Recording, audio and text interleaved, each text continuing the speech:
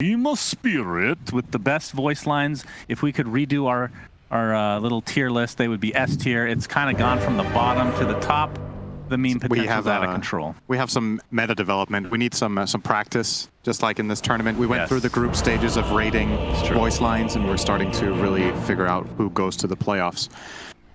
In this series, I'm really curious to see this game play out because, interestingly enough, Team Spirit end up playing the Underlord into Alliance that they had last game, but I feel like the conditions are really different this time. So the storyline is going to be another one. What Spirit seems to always manage to do in these drafts, also in the groups when we saw, they will be hungry to fight. They will pick lineups that have ways of starting stuff. And in this case, last game we had the Wind Ranger from Toronto, Tokyo. This game he's going to be playing Puck. Then they also have the Lion. So compare this way of building Underlord strategy to what Alliance had last game, where he was kind of the catch, right? Their support duo was Leshrac Grimstroke, and their carry was a Void. This time around, having this Puck or having this Rubik or Lion, these ways of starting fights, sets up Underlord for way more success, in my opinion. Alliance have gone for something different too. I'm happy to see them pick Wraith King for Nikobaby. Obviously got swiftly countered by a Terrorblade, but just in essence having the hero of this kind instead of Slark or Void, I think is a step in the right direction for Alliance. Hopefully for them it's not too late that they've realized what way they need to go, because you know, some of the issues that they've had are kind of solved with this. I think Wyvern is a great pick in this patch. I think Magnus is great. Wraith King is great. Shadow Shaman is kind of a wild card for me, along with the Lesh, but they've put Lesh on core, which I think is better on average than support. So the way they've assigned their heroes, the way they've built their lineup here, I like it more than last game, and let's hope that they get to show some form. Whether they win or lose, like we talked about with Aster, it always sucks to see a team just bomb out if they, you know, don't really show what they're capable of. It looks like they will have a good start here. Mira's going to get slowed to start things out. It's going to take a lot of damage, but in the meantime, Hanskin's going to be taken out. Who actually got first blood there? Looks like barely FNG. Yeah, that was a split-second decision right there. He actually misclicked one attack and hit another hero, so that's why it got so close. I was sure that he was going to die faster after that other shock, but Wyvern had to hit twice because he hit the wrong hero, but gets it done in the end. Same outcome. Good amount of gold going the way of that Wyvern, who will be playing the bottom lane together with Wraith King into Rubik Underlord. That is a really hard lane. I would not like to play Wyvern here very much, just because your hero is pretty good against Underlord from the damage coming out from Arctic Burn, but you are going to be in your tower a lot here. Fade Bolt plus Firestorm is always going to shove that in, and if they make sure you don't pull, which it looks like Team Spirit have done a good job here pre-placing that sentry. This camp is blocked, but their big camp is open, and this looks like, honestly, I feel like that's a blunder from the Wyvern not having body blocked big here. Net 1. This is a camp that Rubik and Underlord will very easily take advantage of. They're going to shove in the lane with Firestorm, Fate Bolt, and if Wyvern tries to come and stop this pull, you're basically susceptible to just taking a lot of harassment from these other two heroes. Right. Well, they're not going to use it just yet. Yeah, Wraith Fire Blast on Amira, but I mean, how's Nikobaby gonna survive in this lane? Underlord, once he gets to the levels of Firestorm, obviously against pretty much any melee hero, is gonna have some trouble. You expect him to, will it be bad enough for him to have to go jungle, in other words? I think he will want to, regardless, on like level 5, maybe level 4 even, if times are tough. Just again, because last game we also had the Underlord against Wraith King, but the support matchup really makes a big difference, right? Hans can take some damage. I respect to start things out with the Reflection Yutaro. Take a lot of damage. I mean, that is Metamorphosis. It's essentially Terrorblade's ultimate for all intents and purposes. And at one point in time, actually at 2 points in time, it was, in fact, his ultimate Syndra. That's many years ago, though. Yes. That meta was the ult, but I agree. It kind of feels like it should be an ult. Yeah, Toronto Tokyo not even able to get that rune. Was going to risk his health there. Imagine if Sunder was a normal spell, though. That's true. Sunder was not a spell at that time, if memory serves. It used to be like this... life drain. Yeah, it was like a Pugna life drain, but you didn't have to channel it. Yeah, you could walk with it on. Yeah. First there was the channeling version, then there was the one that you could walk with on. This hero has actually been through a lot of iterations over the last many years, but... Okay, top lane, Hanskin, Fairy Fire is popped. Looks like he might survive some Miposhka. Gets one more right click, but it's not going to be enough. Yutaro looks like he will survive through this engagement as well. So what is it that makes Terrorblade good against Wraith King, for those that don't know? This. So basically what Wraith King does in fights is that he will usually, you know, he'll be durable, but first of all, he's melee, so he needs to come in close. And Terrorblade has a lot of armor. And Wraith King, all of Wraith King's damage output, bar a slight little bit from his stun, is physical. So just naturally, Terrorblade will have a lot of armor. Then when he casts Reflection on Wraith King, he makes a Radiance illusion if he has Radiance. So that is a problem that you have to solve. There's the whole aura aspect, which used to be better, obviously, where you get the lifesteal aura. Now it works differently, but he's also just a hero that has overwhelming damage against Wraith King. Yeah, you have 2 lives, but you know, you come back to life, the Terrorblade has just way more damage than you, way more armor, and will make an illusion of you to slow you down and just hit you and kill you. So usually the carries that thrive against Terrorblade is not the Wraith King type, but rather something along the lines of, let's say, anything that has Mana Burn is good against Terrorblade. Something that has a lot of Spell Burst can be good against Terrorblade at least, which is not really most carries. You usually solve him with more utility-like supports or mids. One hero that comes to mind as a carry would be something like a Morphling. A lot of magic damage, single target can kill Terrorblade. We've seen a lot of Morphling this tournament, of course. Kind of a hit or a miss to some degree, but we see Toronto, Tokyo. That's a lot of water runes going off at the same time, looks like. But looking at that mid lane matchup, Toronto, Tokyo on that puck, 18-1 versus Limp's Leshrac, 23-7. So good to see, like you talked about, Lesh being on this core role. I feel like, I mean, support isn't that, like, it's not super uncommon, but the core Lesh just feels very powerful, and it feels like it has a really good game a lot of the time. Even if you're able to pick him off, he can still flash farm the jungle, he can go get tier 1s by himself, especially in the trees if you're on the dire side, so he's had a lot of successes. And I think most importantly about support Lesh, I think he's dependent, right? It's not a very independent support. He needs people to set him up. Hanskin's taking a lot of damage here. Yeah, that is not what you want to see if you're on the Alliance side here. His aura does get relatively low, but again, the right clicks from this meta are just way too strong right now. Was he fine? I'm not sure if he was even fine. He might have died anyway, but like if you're looking to save there, you have to skewer away, right? You're not getting. That's another thing about Terrorblade. You're not really killing him in tower very easily. He has a lot of armor, so the tower doesn't hurt that bad. So that was a little bit weird. I mean, maybe my watt was a little bit too much of an... Right. Maybe a little bit of an overreaction. It's not like it was absolutely terrible, but surprising that they tried for this. I feel like that was not the way to go about this. And now we're starting to see the Firestorm spam from Collapse. And this is going to be very annoying for Alliance to do. We'll see when Nikobaby wants to actually go start jungling, but I mean, he's 26-2 CS, so not the greatest, but this is a hero that can definitely catch up. It looks like he's not going to be going for any greedy route, though. He's going straight for Armlet. Yeah. Is this exactly what you want to see? I mean, the panel was talking about how they want Alliance to play a little bit faster paced. I mean, last game, Spirit, he ended up going Midas into Radiance, and it worked out just fine. It's a little slower, but... Don't go Radiance here. Into Terrorblade. I would not advise that, so I think Armlet Deso might be the path. But I think what they need to realize is that Wraith King probably should not be trying to kill Terrorblade in fights. If possible, the targets that this guy wants to get on top of are the Rubik and the Lion. Alliance have a little bit of repositioning tools with the Skewer. So if you can skewer any of the squishies into Wraith King, that's an instant kill. And you can kind of go from there. Maybe with Empower, there is a chance that he can fight TB, but I just don't really see it. Right. Nope. First coil of the game. This will be a kill. On the Wyvern here. So FNG does fall. And Toronto, Tokyo, I mean, he's doing... Actually, now that I look at the net worth, not so hot. I thought he was actually relatively even, but... Limp has beaten him handily in game, in lane both games. Limp is an exceptional laner. I think it's his biggest strength as a player still, is his first 10 minutes. His laning is just exceptional, and that is a really great quality to have if the team builds around this and makes sure that you set him up for success afterwards and kind of make him an integral part of the lineup. I like to see that a lot on a hero like Leshrac, more so than Viper, because I feel like you just have that, you can have that super game more often. Bottom lane, Nikobaby, this is going to be the first life. That is a really long cooldown. Yeah, Collapse knows he's going to die, trying to save his Rubik in the meantime, but it ain't happening. So nice rotation from Limp, and Alliance off to a pretty solid start overall. That's great rotation. Yeah, he's very far ahead of Puck now. 1,000 net worth, as a matter of fact. Oh my, this meta. Good lord, Yataro's getting such value out of meta this game.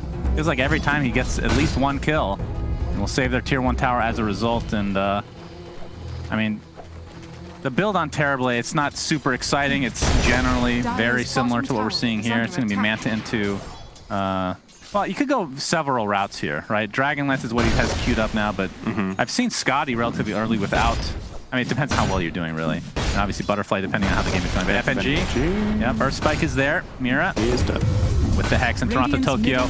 Waning Rift does finish him off, so Team Spirit. I mean, the one thing I will say about Team Spirit, even though they're not really down that much right now, is they have a lot of resiliency based on the group stage. Yeah, for sure. So it would be fitting for them to go down 1 or to tie this 1-1, right? For them to lose this game, because every series felt like a draw with them. The thing that this team, I think, does very well is that it identifies what its next move is with the highest success rate. And that doesn't mean they necessarily, you know, coils up again. And this, remember, this ultimate for Wraith King is way far away, and this is going to be an easy kill. Cold Embrace will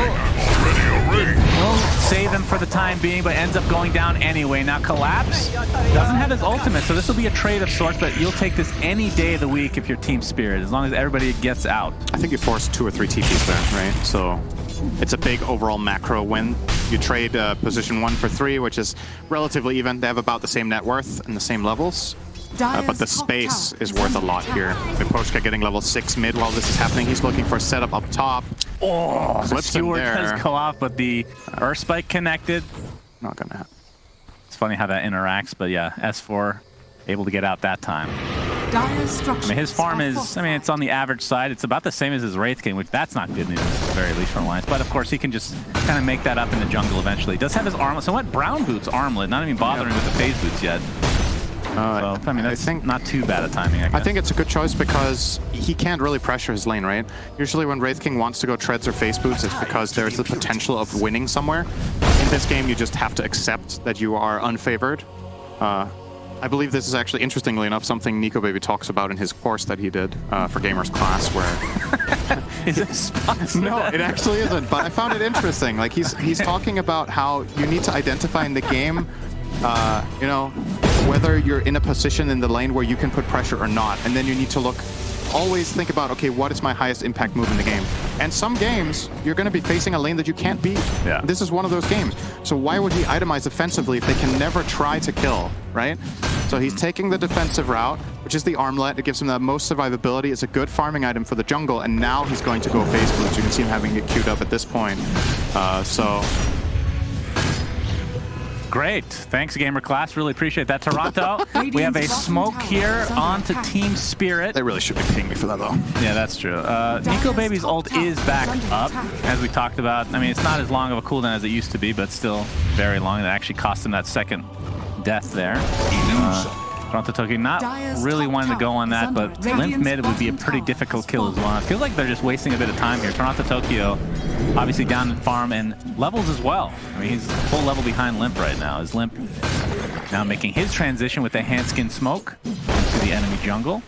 Yep, this is a good aggressive move. You have level 4 Edict. You want to get a tower on the map right now. Ideally, you actually wanted it 2 minutes ago. It's going to run into Mira. And that's a dead Rubik. Very dead. Will steal the Lightning Storm. Very useful. Dire's top tower has fallen.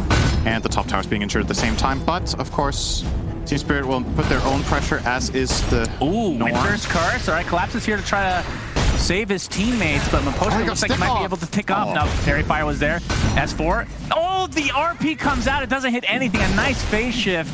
And Toronto Tokyo gets out with his life. So it's a 1-for-1, technically speaking, in the mid lane. Now we have the Shackle. S4 obviously wants to get off a skewer, but he's stuck inside the pit. Has to get himself out of there. In the meanwhile, Limp trying to do as much damage as he can. It's going to proc again. So looks like the aggression will stop there. Yeah, they're not going to get much out of that one. S4 almost has his Blink Dagger, so that, well, no RP obviously for a bit, but can obviously set up the Blink skewers that we kind of talked about the previous series. And it feels like a necessity, right? You have this support duo in Alliance. Hanskin, again, is very poor, similar to last game where he was playing Leshrac, this time on Shadow Shaman. Being bottom net worth on this hero sucks. he really needs to find a way to get some items because the hero is largely built around channeling the Shackle. And if you don't have items, it's very hard to maintain that. Like, look what heroes he's up against. Right. He can die in the blink of an eye to a Terrorblade, a Puck, a Lion. Even the Rubik can steal his Shackles, which can also be really good. Which is just a better version of Shackles when he has the lens. Yeah, oh, Limp this would be a big kill. Discord is there, telekinesis. No coil. Yeah, the Yules to save him for now. Limp finally gets coiled. How much damage do they actually have? With Mapochka here, Finger of Death, not quite enough to take him out. Cold Embrace gonna save him for now. And there's the curse to follow. Limp looks like he might live through this. And in fact, S4 is here to save the day. They're gonna be able to get the Puck and the Rubik in turn. So a nice turnaround here as the Pulse Nova was stolen by Mira. Not able to actually find a kill for himself though. So Alliance, a big turnaround. And I mean, that would have been a huge kill for Team Spirit. That was all FNG right there. That was really, really important. Getting that curse, getting the save first with Cold Embrace, and then finds the basically max range curse on the Puck and Rubik next to each other, and then S4 for the cleanup. So nicely done by Alliance in this instance. They're in a better position this time around than last game. Although, I mean, I feel like the gold is kind of similar, and this is where my concern that I had for them in the PSG LGD series is kind of starting to kick in, right? Alliance had one of the games there as well. They did very well in lanes in game one. They built like a 4 or 5k lead actually against PSG LGD, but can their lineup win the game? Like, are they going to be able to build a big enough advantage that these heroes have the late game solution for a Terrorblade lineup? They do have the Leshrac who can bridge that gap for a while, but late on in the game when Terrorblade has a lot of health, I don't think Leshrac is a counter whatsoever. I think you just melt. You can't stand your ground. There's too much damage. And this Terrorblade is going to have some Underlord protection and auras. So I think it's very important for Alliance to build a lead. Dire's middle tower. I'm not in favor of lead. That's the thing, right? I'm not even, like, let's say they were 2k gold behind. I don't know if that's enough for me to favor their position in the game unless they have a clear map control advantage, but they don't have that currently. Right. Towers are even. You have a Terrorblade top of the net worth chart, which is always terrifying. In any game that this hero doesn't have like clear counters to it in the enemy team, like say something like a Zeus or whatever, like Pugna, that really deals with him for a while. That just isn't there. So Alliance really need to. It feels like a game where you need to outplay already. Oh, Toronto Tokyo gets the orb out. We'll get the coil onto FNG again. This looks to be, in all likelihood, a freebie for Team Spirit. Did cost coil, Fable to follow, and yeah, that is enough damage. Now, Mapochka actually finds S4. I'm not sure if they have enough lockdown, though. Collapses, yeah, he's going to fall back for now. S4 with that Blink Dagger available, and there's no surprise factor with that at this point in time. I mean, the main reason for that is because RP was down when he originally got it, so it's not like he could stay out lane for 2 minutes or whatever that cooldown is. S4 still in the jungle. Okay, gets off the blinking time. Fast fingers. Yep. I mean, this man is great at Dota and apparently FPS games as well. I've seen it firsthand. I didn't believe it, but then when I saw it, Cinder, it made me a believer. Very good CS player. Yes.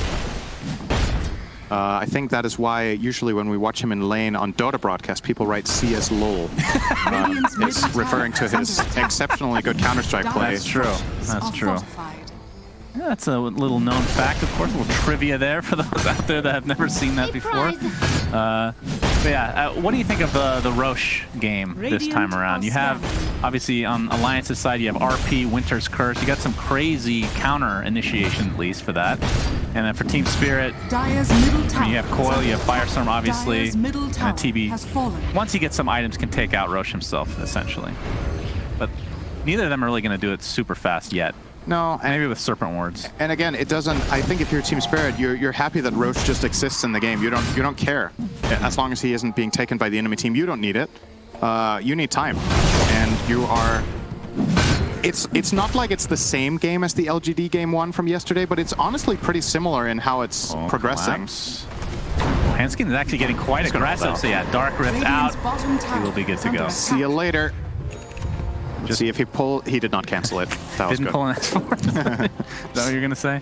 Yeah, but I'm nice. Like that. Okay, I apologize. It's pretty rude of you to even think or say that. That's true. I mean, everybody saw the last game. I mean, again, I don't think that actually would have ultimately made a difference in terms of the win or the loss. Probably but not. Yeah, Terrorblade is starting to run away with the farm in terms of the carry versus carry, but if you compare the Radiant's mids, Lesh middle versus tower Puck, is under that attack. is definitely going Limp's way right now. And that's important because that is a matchup that I think for the success in this game, Leshrac needs to be rich. Oh, yeah. Okay, Getting Coil lifted. is available. He gets lifted back into the Pit of Malice. Pretty annoying to deal with, but not a lot of damage done to the tower. Still at half health right now. So we'll see how Alliance wants to react to this. Nikobaby, as we can see now, has that Desolator and is actually going for Blink. So they're going to be playing quite aggressively. They're going to have a triple Blink, in fact, with the Rasta as well. Radiant's So Hanskin bottom pretty tower is farmed. under attack. It's funny because he's not actually that farmed. No. Compared to, it's just in Dota, everyone's more farmed than I'm used to over the past 15 years. In comparison. I really don't envy Hanskin playing Shadow Shaman this game. I feel like it's just... This could be a pretty fast Roche. Yep. Yeah, Team Spirit are all bottom lane pretty much, so right. this will go the way of Alliance. Great Aegis hero in their team in Leshrac. Yeah. Absolutely going to go to him. Radiant's And this is a big thing for Alliance to open up. So, like we said a moment ago, Spirit are happy if this boy doesn't get killed. But now that it's in the enemy team's hands, maybe Alliance can open up a top tier 2. Maybe they can start taking control of a little bit more of the map. And with their daggers that they've completed, they become a bit more of a threat to catch around the map. The reason I don't envy playing Shaman this game is that there are so many interrupts, right? And so many things you need to deal with. Even if you get a really good catch, you get countered by Puck, Rubik, Lion. So you maybe need another item, like Lens, so you have more safety in the range, or BKB, so you can stand your ground against everyone else and terrible. Why do you think they prioritize the Rasta so much this game? I don't know. Serpent Ward's It was obviously very used surprising. for Roche there, great for high ground, Yeah. just pushing towers and whatnot. Obviously has the highest base damage of any support in the game for the laning stage, but see the Winter's Curse. That does absolutely nothing. Yeah, that Well, it just- stops them. They're going to create separation. Yeah, They just wanted to disengage. Fair enough. If that's what they wanted to do, that's all good. Yeah, I don't know. I feel like maybe the reason they picked Shaman is that they're trying to overcompensate for a problem they had last game where they felt like they weren't making enough plays. So we pick a hero that can pressure towers by just inherently by its spell kit. Shaman just does not feel... He has not impressed me very much in this patch. It's a very unusual pick. I think this is the first time I see it in this tournament even. Maybe second, actually. I mean, it does might have have been that. picked by IG. It does have in the Blink Blood Pros. Hex type of deal with against Puck, right? That's Right. Like at the last major, it was Lion basically playing that role. Yeah. He just is more useful or more consistent in being useful. And he was picked by the enemy team, so he didn't have that luxury. Exactly. So it's a poor man's Lion. As we see the Shackle with FNG in the trees, but not even taking yeah, damage. Hanskin's just gonna whip himself out of there, and Collapse is gonna Dark Rift himself out of there. So. Okay, I mean, we're seeing like not that many fights in the last few minutes. Obviously, the Roshan was pretty much a freebie for Alliance, and I mean, if you're Team Spirit, you find like, are you going to try to defend these towers once this push inevitably comes with this Aegis, or do you have to give up something? I think you can defend. Underlord Puck is a good defensive line as long as Underlord is the one standing in front. Oh, we got the blink on Nico. Oh my God, that's a two-shot. That is a two-shot Lion right there. Tell you what. If you're new to Dota and you're wondering how did he attack him without even swinging his sword, that is Quicksilver Amulet, a neutral item that makes your attack animation faster, so it looks really weird on almost every hero in the game. That's right. Intended though, as we have a tier 2 tower being taken out. Serpent Wards were expended. Nikobaby probably just going to go back to the jungle for now to regain that HP, although the Cold Embrace will be there for him to start things out. So it's starting to look better and better for Alliance here with this mid tower down. Should be looking at top tower for the next objective, and obviously Toronto Tokyo on his Puck. We've seen in other series this tournament, he is very good at split pushing on this hero. That's true. So his job in this game right now, in my opinion, primarily is to think ahead, predict what Alliance's next move is going to be, and make sure that wave is shoved as far as possible before they even get there. And you see him, he pushed top lane all the way out to the tier 1. He already started heading bottom and has that pushed into tier 2. That's going for A on disc as well. So was it the tiebreaker against Liquid where he was doing this and they were behind? And I mean, typically when you see somebody pushing, you know, like you're talking about split pushing in this meta, they get picked off at some point, and then it kind of just turns, you know, into a snowball for the other team. But like you said, he was exceptional at doing that, and he's trying to do the same here. I mean, they're not really down by that much. The Shaman Dagger can definitely be the key component for Alliance in solving that, though. I think in that game against Liquid's catch was kind of lackluster. I think they had Invoker as the primary catch. Maposhka, 1 and... Oh, that doesn't count. That's 2 and the split Earth. So Lion might be a little tankier than he was about 30 seconds ago. Did he get another fluffy hat or what? Maybe, I don't know. No, he didn't. Radiant's bottom tower is under It attack. just wasn't that hard, I guess. Dire's bottom tower is And under Limp, attack. oh, he's going to get the diabolic edict. He knows that somebody is in this vicinity, and there's going to show some vision onto Mira. Yules into the split earth with the Pulse Nova and the Illusion Rune. So another kill being netted for Alliance. And you can see the shard actually on Wyvern. Oh, we're going to have to talk about that in just a moment. Instant Hex after the coil comes out. Yatoro pops that Metamorphosis, is just going to blow up for Handskin. In the meantime, Nikobaby has his second life still available. Limp with that Aegis still until there's an RP from S4, and they're going to destroy Mr. Yatoro. And with that, this is going to start snowballing Alliance. If they continue this, this will be their first victory of the tournament, which is shocking to say. But they're looking a lot better this game, no doubt. Radiant's the push again. Yeah. Shockwave, Skewer. Or Wraith King won't even get a right click off here, I don't think. Oh, maybe. All right. Can you give it to him? Yes, you can. Oh, there it is. That attack animation is so bizarre. Yeah, it's nice. Killed before he even lifted the sword. It's still satisfying. When you're feels like you're breaking the game animations, it feels good. So I don't think he's going to be too upset about the animations in this game. So I think he is just happy to be ahead. yes, no doubt. Apparently, because that has not been a position Alliance have found themselves in very much at the state of the game, but they're looking good in this one. Yeah. They're building a very big lead off of that Roshan that they claimed. This bottom tier 2 tower will not be taken for now, but still forcing Team Spirit's hand, and finding that kill on Terrorblade was just massive. He was starting to become scary, and they knocked him down a lot with that pick. A bit surprising to see the two cores, Yatoro and Toronto Tokyo, connect on that Shaman play and then have no supports around. There was nobody there to interrupt the Magnus. There was nobody there to stop the Wraith King from hitting in the RP. They were just all around the map. Are you surprised to see FNG get the shard this early on Wyvern? No. You're not surprised? This is GH's build for this tournament. Max Cold Embrace, Yeah. Shard, and the healing talent. This gives you a very low cooldown Cold Embrace, which is amazing against Terrorblade. 10-second cooldown, 4-second duration, so a total downtime of 6. Dire's bottom tower. That's pretty is cool. under attack. Yeah, with the talent, It is it's very super strong. I think it heals the hero about like 60% of the health or something when you have Locket. It is crazy. You'll see it in play later, and you'll be mind blown how much this heals. I promise you. I will be mind blown. Yes. I'll keep that in mind. You will see it, and you will be like, wow. That sounds like me. That sounds more like you, actually. That is me being very excited right there. Well, I think Alliance probably tries to wait for the next Roche. Radiant structure. In the meanwhile, obviously has to defend this top tower and just... Radiant's They top have tower more is map under control than Team Spirit, which is the name of the game here. Is actually Toronto Tokyo going for a Dagon.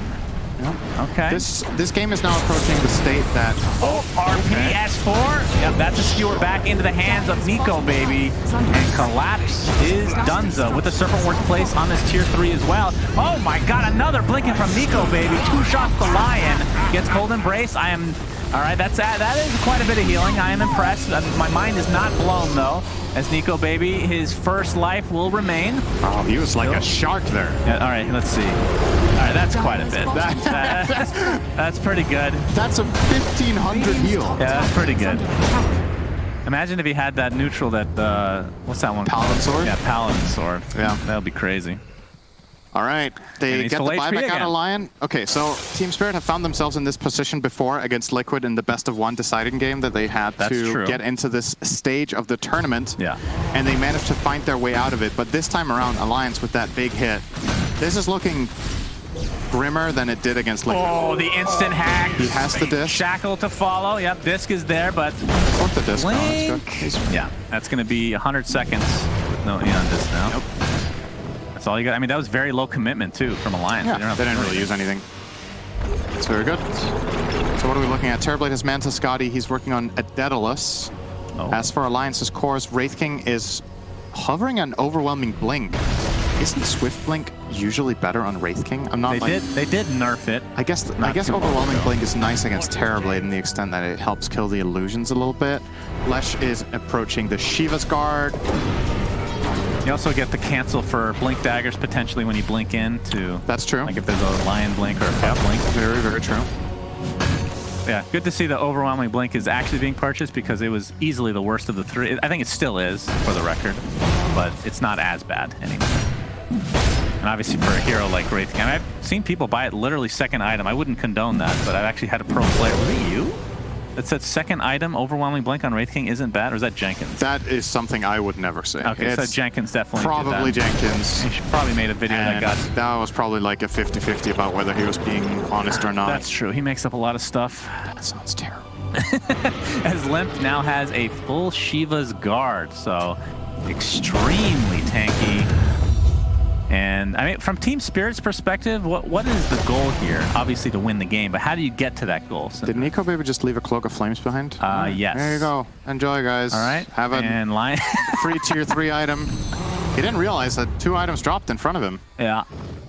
Smoke, that is spotted by Alliance by that ward there. Yeah, and he's gonna get popped. Nikobaby is perfectly fine doing this on the high ground. There's the initiation. Esper trying to get the skewer off, but he's getting silence and stun to start things out. There's a right click from Yutaro on the low ground with that Daedal is absolutely destroying him. Handskin gets blown up thanks to the Finger of Death. They still have Coil. This is really Alliance bad. needs to get out of dodge. Need a curse here. Coil shield there.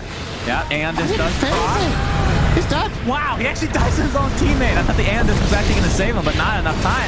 The curse very strong, and now Team Spirit looks like they want to continue to fight along with Alliance, though. Nikobaby, there's the heal again. How much magic damage do you have going through that? Firestorm not quite up yet. There it goes. BKB finally popped by Nikobaby. He's going to apply all the pressure to the Underlord, but he's getting right-clicked down by Yutaro. Now the blink for the BKB is down. Limp coming in from the low ground, trying to take out Rubik. Looks like he'll be successful. The question is, will Wraith King live through this? Buyback onto the Rubik. Team Spirit absolutely have to get more out of this. Good spider legs too. It's going to escape that. I think this is going to end the fight. That ends up being very bad for Team Spirit. Well, you get a buyback, I believe, out of Alliance, but at the same time, no meta now, and Roche is up. I don't even think you got a buyback, did you? Oh, okay. Yeah. I think they used on Rubik, and that was it. So. Yeah, that curse is just so important. That was a really big win for Spirit. They got 2 kills and they were about to just run down the rest of the team. If FNG does not kill Puck with Terrorblade there, they lose at least another hero, maybe 2, maybe even all 3 to the upcoming Orb into Coil play. So very, very heads up from him using that Observer ward that they had there to find that angle. And I was surprised that Puck didn't see it coming, but obviously from an Observer standpoint, we'll see all that vision, right? But he has no idea that FNG is lining up for that one. That could be the play of the game. I think that would have been a full comeback without that curse. They would have killed them and got this Roche. And instead of looking at 16k, we would have looked at 3. And then Aegis cheese the other way, plus Shard. Yeah, I'm surprised they gave the Shard to Wraith King. There's no defusals or any, I mean, is he really having trouble getting off his ult? It does spawn a couple skeletons when he comes back, but it's kind of meh. As we see, oh, this could be a huge kill for Alliance. They get the Shackle into the split earth. And Yutaro is donezo. 70 seconds on the deck, does have buyback. And again, this is not even that high of a commitment. I mean, you have the Serpent Wards that you place to get that kill, but you still have Diabolic Edict, which is honestly your main consistent push. Yeah, Lions are going to run down mid now.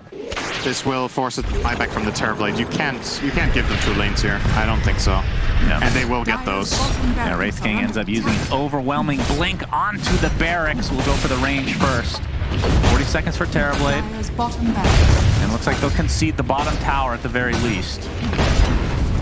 Looks like Assault Kuros is next for Nikobaby, and I mean, his farm has been quite good this game, despite not getting off to the best start. See Toronto, Tokyo already cutting mid, so maybe they only get 1 lane. They have no creeps in base anymore, I believe. Yeah, let's see how much damage they can do before that kicks in, and yeah, that's about it. Although Diabolic Edict is pretty... If this was a level 25 Diabolic Edict, they could 100%... Okay, they might get it anyway, actually. With the Desolator, no. Finally gonna get healed up a bit. Yeah, that 25 talent for Lesh is pretty bonkers. I mean, not that it matters, but you know how I love talking about shards, Cinderin. Why Wraith King? I mean, Lesh scene has been quite good. Obviously, they're going high. I mean, even for high ground offense, I think it's good. I would agree that, I mean, you're playing against line Mana Drain. Like, is that a primary concern? Not really. I would have liked to see it go to Lesh, personally, I think. Even the Magnus, the Horn Toss is pretty nice. Shaman's Shard is also good. Yeah, what is Shaman's Shard? It spawns Serpent Words and gives it... Yeah, that one's awesome. more cast range, which is really good on that spell. Yeah. I think literally Disagree with every that. shard is better other than Wraith King on their team. I'm pretty sure we agree to disagree with Alliance's choice on that. I mean, when you're still the on a position great one, position. you get to do whatever you want, I think, right? Especially if you don't have a win yet. We have a lot of people watching who play this game casually. Do not tell them that that is how it works. That is not how it works. It's definitely how it works. If you're a position 5, you get to choose whatever you want. Dire's middle tower is under Keep attack. dreaming, Cinder, and Limp has that Diabolic Edict with that Radiant's Serpent Wards from bottom Handskin. This is going to be a tier 3 tower at the very tower. least, and Team Spirit, can they Dire's defend this? top There's the tower Dagon is with under attack. the Veil of Discord, but Toronto, Tokyo, it's just not enough damage to kill off these supports. I mean, they're just so much more farm right now. 20k net worth lead for Alliance. Dire's top tower has Grab fallen. that top tier 2. It's a good looking graph. It's just basically had no bumps in the road since it went up a little one there. For the most part, linear growth the whole way. That's right. Nikobaby with those spider legs jumps. Oh my god! Lion is dead! Oh goodness, Cinderin. Limp in the meantime down the Metamorphosis. Even with that Shivas, he's still taking a lot of damage. That's a lot of armor, but Assault Gears finally comes online for Nikobaby. curse. And look at the heal on Limp. Are you kidding me? There's the RP into the skewer. Split Earth to follow. And this should be GG. And we're going, as expected in Team Spirit fashion, to a Game 3. Now, if this was a true Team Spirit series, The series would end here. the third right? game